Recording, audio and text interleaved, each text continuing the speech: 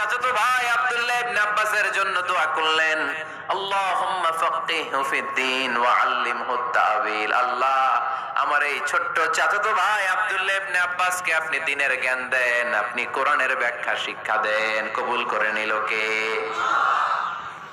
এই দোয়ার বরকতে উনি রাইসুল মুফাসসিরিন হয়েছেন, লিডার অফ দ্য অল মুফাসসির অফ কোরআন।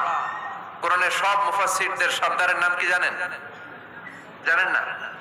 আব্দুল্লাহ ইবনে আব্বাস রাইসুল মুফাসসিরিন, সব তাফসীরকারকদের বস, সব তাফসীরকারকদের লিডার আল্লাহর হাবিবের এই দোয়ার বদৌলতে।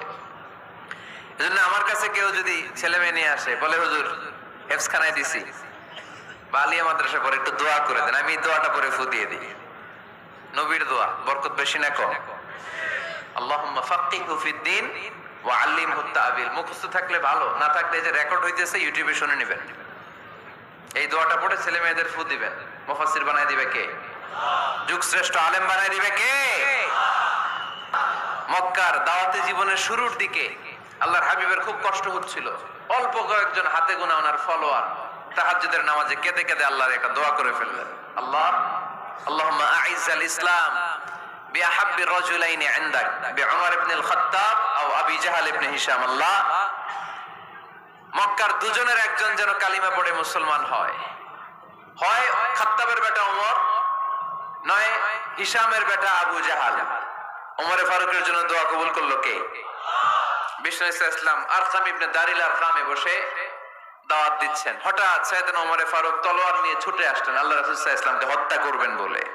সাহাবারা এসে তথ্য দিলেন, ইয়া রাসূলুল্লাহ, আপনি ছোটেন, দৌড়ান, পালিয়ে যান, ওমর আল খাত্তাব আসতেছে আপনাকে হত্যা করবার জন্য। আল্লাহর হাবিব বললেন, না, তোমরা ভুল বুঝছো, তোমরা সরে যাও, দরজা খুলে দাও।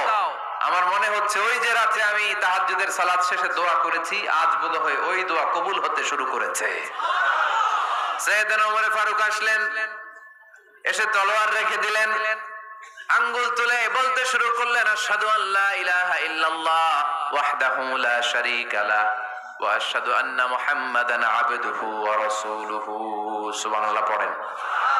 কালিমা পড়ে মুসলমান হয়ে গেলেন। আল্লাহর হাবিবকে বললেন, ইয়া রাসূলুল্লাহ, আপনি যে লুকায় লুকায় ঘরে দাওয়াত দেন, কারণ কি? বাইরে চলেন। আল্লাহর হাবিব বললেন, না, এটা মাক্কি জীবন, এখানে গোপনে দাওয়াত দিতে হবে।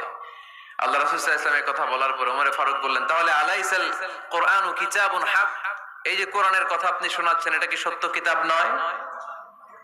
এটা কি সত্য কিতাব না? আলাইসাল ইসলামু দীনুন হক, আমাদের ইসলাম কি সত্য ধর্ম নয়? আলাইসাল্লাহু রব্বুন হক, আমাদের আল্লাহ কি সত্য রব নয়? আল্লাহর হাবিব বললেন, সত্য। তো সব যদি সত্য হয়, ফাফিমাল ইখতিফা, তাহলে লুকিয়ে লুকিয়ে কেন, ঘরে বসে কেন? আমরাই যদি হকের পথে থাকি, আমরা বের হচ্ছি না কেন? আমি একটা মিছিল দিব।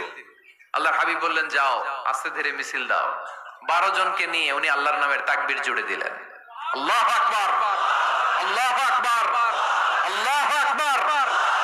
মক্কার জমিনে তাকবীর শুনে কাফির মুশরিকরা অবাক, দৌড়ে আসছে, কিরে, কার এত বড় সাহস আমাদের নির্বাচনী এলাকায় আল্লাহর নামে তাকবীর দেয়? এসেই দেখে মিছিলের সামনে ওমর। মিছিলের সামনে কে? ওমরে ফারুকরে দেখে আবু জাহেল দিছে এক দৌড়, উতবা দিছে আরেক দৌড়, সাইবা দিছে আরেক দৌড়। ময়দান ফাঁকা, খালি মাঠে সাইয়েদনা ওমর ফারুক সবাইকে নিয়ে তাকবীর দিতে দিতে কাবার গিলাফ ধরে মিছিল আর স্লোগান শেষ করলেন। চিল্লায় পড়েন সুবহানাল্লাহ। তার মানে নবীর দোয়ার বরকত আছে না নেই? এজন্য যেই কোনো বিপদে, কোন পরিস্থিতিতে কোন দোয়া পড়বেন, আল্লাহর কিতাবের ভেতরে এই দোয়াগুলো উল্লেখ করেছে কে? আমরা এই দোয়াগুলো বেশি বেশি পড়বো। কোরআনের দোয়ার মতো কম্প্রিহেন্সিভ দোয়া হয় না। আপনি বাংলায় 1000টা বাক্য বলে যেটা বুঝাতে না পারবেন, কোরআনের আয়াত একটা বললে ওটা কভার হয়ে যায়, ঠিক কিনা? একটা কম্প্রিহেন্সিভ দোয়া সবাই পড়েন, রব্বানা আতিনা ফিদ দুনিয়া হাসানা ওয়া ফিল আখিরাতি হাসানা ওয়া কিনা আযাবান নার। আল্লাহ, তুমি দুনিয়ার সব কল্যাণ দাও, আখিরাতেরও সব কল্যাণ দাও, আগুনের আযাব থেকে তুমি বাঁচিয়ে দাও। খেয়াল করছেন অর্থ নাকি খালি মাথা ডুলাইতেছেন? আল্লাহ রব্বানা আতিনা ফিদ দুনিয়া হাসানা, আল্লাহ দুনিয়ার যত হাসানা আছে, কল্যাণ দাও, ওয়াফিল আখিরাতি হাসানা, আখিরাতের যত কল্যাণ আছে দাও, ওকিনা আযাবান নার, আগুনের শাস্তি থেকে বাঁচিয়ে দাও। তা আপনি দুনিয়ার যা আছে ওইটাও নিলেন, আখিরাতে যা আছে ওইটাও নাকি নিবেন, তা বাকি রাখছেন কি? আপনি গাছেরটাও খাইবেন, তলারটাও কুড়াইবেন, সবই তো চাইলেন এই দোয়ায়। কোনো কিছু বাকি আছে এই দোয়ায়? ইউসুফের খিলের ভাইয়েরা, এই দোয়াতে কোনো কিছু, কোনো নেয়ামতের কথা কি বাকি আছে? তাহলে এই দোয়া যদি আপনি করেন, পৃথিবীর অন্য কোনো বাক্য দিয়ে এই দোয়ার সমপরিমাণ কোনো অর্থ বোঝানো সম্ভব? এজন্য আমরা কোরআনের দোয়াগুলো পড়বো বেশি বেশি।